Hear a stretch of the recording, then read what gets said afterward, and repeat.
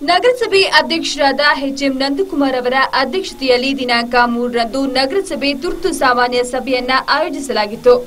ಸಭೆಯಲ್ಲಿ ಈಗಾಗಲೇ ಮಡಿಕೇರಿ ಜನತೆಯ ಬಹುದಿನಗಳ ಕನಸಾದ ಖಾಸಗಿ ಬಸ್ ನಿಲ್ದಾಣ ಸ್ಥಳಾಂತರಕ್ಕೆ ಸಂಬಂಧಿಸಿದಂತೆ ನಗರಸಭೆಯ ಖಾಸಗಿ ತಾಂತ್ರಿಕ ಸಲಹೆಗಾರರನ್ನ ನಿಯುಕ್ತಗೊಳಿಸಿ ಯೋಜನಾ ವರದಿಯ ಪ್ರಸ್ತಾವನೆ ಸಲ್ಲಿಸಿದೆ. ಆದರೆ ಈ ವರದಿ ಅಧಿಕೃತ ತಾಂತ್ರಿಕ ಸಲಹೆಗಾರರ ಮಾರ್ಗದರ್ಶನದಲ್ಲಿ ನಡೆದಿಲ್ಲವಾದ್ದರಿಂದ ಮತ್ತೆ ಸರ್ಕಾರ ಸೂಚಿಸಿದ ತಾಂತ್ರಿಕ ಸಲಹೆಗಾರರಲ್ಲಿ ಒಬ್ಬರನ್ನ ನಿಯುಕ್ತಿಗೊಳಿಸುವಂತೆ ಸೂಚಿಸಿರುವುದಾಗಿ ಮಾಹಿತಿ ಇದ್ದರು. ಅಲ್ಲದೆ ತಾಂತ್ರಿಕ ಸಲಹೆಗಾರರನ್ನ ನಿಯುಕ್ತಿಗೊಳಿಸಿಕೊಳ್ಳಲು ಇಲಾಖೆ ಟೆಸ್ಕಾಕ್ ಸಂಸ್ಥೆಯ ನೆರವನ್ನ ಪಡೆದುಕೊಳ್ಳುವಂತೆ ವಿಚಾರವನ್ನ ಮಂಡಿಸಿದ್ರು. ಅವನು ಮನೆಗೆ ಹೋಗ್ಬೇಕಾದ್ರೆ ವಿಸಿಟಿಂಗ್ ಮಾಡ್ಬೇಕಾದ್ರೆ ಅವ್ನು ಯಾರ ಹತ್ರ ಏನೇನು ತಗೊಳ್ತಾನೆ, ಎಷ್ಟು ಕೊಡಬೇಕು ಎಲ್ಲ ಫಿಕ್ಸ್ ಆಗಿದೆ. ಆದ್ರೆ ಮಾತ್ರ ಅವ್ನು ಕೆಲಸ ಮಾಡುವಂತದ. ಸೊ ಅದಕ್ಕೆ ಇನ್ನೊಂದು ಏನಾಗ್ತಿದೆ, ಇಲ್ಲಿ ನೀವು ಕರೆದು, ಈಗ ನಾನು ಬಂದು ಮೊನ್ನೆ ಒಂದು ಸಮಸ್ಯೆ ಹೇಳಿದೆ ನಿಮಗೆ, ಅಧ್ಯಕ್ಷರು ಸೂಚನೆ ಕೊಟ್ಟರು ಅವರಿಗೆ ಕರೆದು ನನ್ನ ಎದುರುಗಡೆ ಒಂದು NOC ಕೊಡಪ್ಪ ಕಾರ್ಯಕ್ರಮ ಅಂತ ಹೇಳಿ ಏನ್ ಹೇಳ್ತೀರ ಅಂತ. ಈಗ ನಿಮ್ಮ ರೆಸಲ್ಯೂಷನ್ ಕೊಡಿ, ಆದ್ರೆ ಮಾತ್ರ ಮಾಡ್ಲಿಕ್ಕೆ ಆಗುತ್ತೆ, ಇಲ್ಲಾಂದ್ರೆ ಮಾಡ್ಲಿಕ್ಕೆ ಬರೋದಿಲ್ಲ. ಆಗ ಅಧ್ಯಕ್ಷರಿಗೆ ಏನ್ ಬೆಲೆ ಬಂತು, ನಿಮ್ಮ ಕಮಿಷನರಿಗೆ ಏನ್ ಬೆಲೆ ಬಂತು? ಇದಕ್ಕೆ ಸಂಬಂಧಿಸಿದಂತೆ ಮಾಜಿ ಅಧ್ಯಕ್ಷರಾದ PD ಪೊನ್ನಪ್ಪ ಮಾತನಾಡಿ, ತಾಂತ್ರಿಕ ಸಲಹೆಗಾರರ ನೇಮಕ ಮತ್ತು ಯೋಜನಾ ಪ್ರಕ್ರಿಯೆಗಳಿಗೆ ಸಂಬಂಧಿಸಿದಂತೆ ನೇರವಾಗಿ ಟೆಸ್ಕಾಕ್ ಸಂಸ್ಥೆಗೆ ಜವಾಬ್ದಾರಿ ವಹಿಸುವುದು ಸಮರ್ಪಕವಲ್ಲ.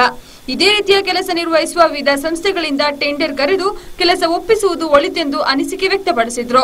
ಇದಕ್ಕೆ ಸರ್ವ ಸದಸ್ಯರು ಸಹಮತ ಸೂಚಿಸಿರುವುದರೊಂದಿಗೆ ನಿರ್ಣಯವನ್ನ ಕೈಗೊಳ್ಳಲಾಯಿತು. ಮನೆ ಕಟ್ಟೋಲ್ಲ ತಡೆದಿದ್ರೆ ನೀನು ಹೇಳಿದ್ ಒಪ್ಕೊಳ್ತೀನಿ. ಮನೆ ಕಟ್ಟಿ ಅದಕ್ಕೆಲ್ಲ ಬಿಟ್ಟುಬಿಟ್ಟು ಆಮೇಲೆ ಅವ್ರಿಗೆ ಪರ್ಮಿಷನ್ ಕೊಡಕ್ಕಿಲ್ಲ ಅಂದ್ರೆ ನಾವು ಏನ್ ಮಾಡಬೇಕು? ಆದೇಶ ಮಾಡಿಕೊಡಿ ಸರ್. ಅವ್ರಿಗೆ ಉಂಬಳಿ ಮಾಡಿದ್ರು ಅವ್ರು ತಪ್ಪಿರ್ಬೋದು. ಮನೆ ಕಟ್ಟಿಗೆ ಬಿಡಬಾರ್ದಿತ್ತಲ್ಲ ನೀನು. ಮನೆ ಕಟ್ಟಿಗೆ ಬಿಟ್ಟು ತಪ್ಪಲ್ವಾ? ಪರ್ಮಿಷನ್ ಕೊಡಬೇಕು. ಹಾಗೆ ನಗರದ ಜಿಲ್ಲಾ ಅಂಚೆ ಕಚೇರಿಯ ಮುಂಭಾಗದಲ್ಲಿ ಇಳಿಜಾರು ರಸ್ತೆಗೆ KMRP ಯೋಜನೆಯಡಿ ನಿರ್ಮಿಸಲು ಉದ್ದೇಶಿಸಿರುವಂತಹ ತಡೆಗೋಡೆ ಕಾಮಗಾರಿಯನ್ನ 2011 ಮತ್ತು 12ನೇ ಸಾಲಿನಲ್ಲಿ ನಿಗದಿಯಾಗಿರುವ ಮೊತ್ತಕ್ಕಿಂತ ಶೇಕಡಾ 18ರಷ್ಟು ಅಧಿಕ ಮಾತ್ರಕ್ಕೆ ಗುತ್ತಿಗೆದಾರರಿಗೆ ನೀಡುವುದನ್ನ ಸಭೆಯಲ್ಲಿ ಆಡಳಿತ ಮತ್ತು ವಿರೋಧ ಪಕ್ಷದವರು ತೀವ್ರವಾಗಿ ವಿರೋಧಿಸಿದ್ರು. ಸದಸ್ಯರಾದ TM ಅಯ್ಯಪ್ಪ ಅವರು ಟೆಂಡರ್ನಿಂದ ಹಿಂದೆ ಸರಿದ ಗುತ್ತಿಗೆದಾರನ EMD ಹಣವನ್ನ ಮುಟ್ಟುಗೋಲು ಹಾಕುವಂತೆ ಸೂಚಿಸಿದ್ರು. ಇದಕ್ಕೆ ಸಭೆಯ ಅಧ್ಯಕ್ಷರು ಮಾತನಾಡಿ, ಕಾಮಗಾರಿ ನಡೆಸಲು ಸಾಧ್ಯವಾಗದಿರುವ ವಿಚಾರ ನಿರ್ಣಯವನ್ನ KMRPಗೆ ಕಳುಹಿಸಿರುವುದಾಗಿ ತಿಳಿಸಿದ್ರು. ಅದರಲ್ಲಿ ಒಂದು KMRP ಯೋಜನೆಯಲ್ಲಿ ಸುಮಾರು 1,21,00,000ಕ್ಕೆ ಒಂದು ತಡೆಗೋಡೆ ನಿರ್ಮಾಣಕ್ಕೆ ನಾವು ಈಗಾಗಲೇ 2-3 ಬಾರಿ ಟೆಂಡರ್ ಕರೆದಿದ್ವಿ.